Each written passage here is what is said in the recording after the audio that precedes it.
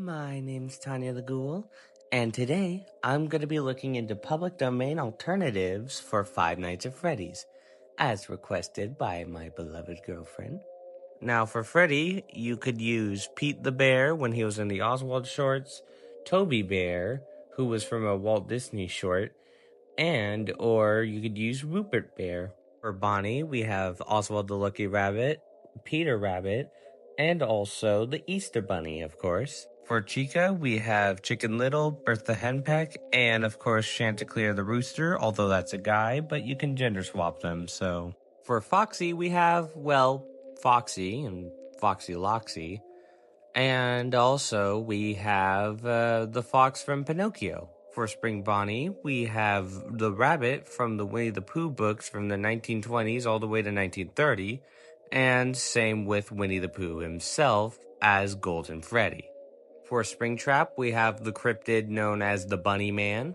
For Balloon Boy, we have Mr. Split, the toy soldier from the Walt Disney short, and we have Raggedy Andy.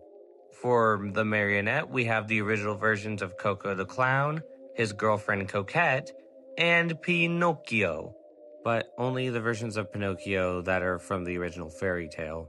For William Afton, aka Purple Guy, we have Dan Backside, who's, a man that wears purple that does bad things, so kinda perfect, right? And then for his business partner, Henry Emily, I thought that Geppetto from the original Pinocchio fairy tale would work perfectly since Geppetto makes toys and automatons, kind of like how Henry Emily makes animatronics and, stuff like that. And then for the endoskeletons, you could just use metal skeletons, robotic skeletons, since the idea of a robotic skeleton isn't fully copyrighted.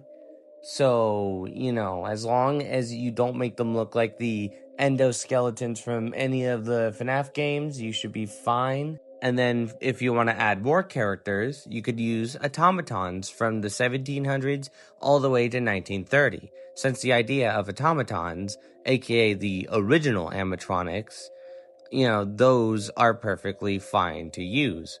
All they are just, dolls of people or animals that move with mechanical servos and such, And that's basically what animatronics are. So, you can make your own little FNAF OCs using automatons. And, you could also make characters similar to the ones in the FNAF games using the designs of automatons from the 1800s to 1900s, 1920s, 1930s, or 1930s specifically. You can basically do all of that if you so please.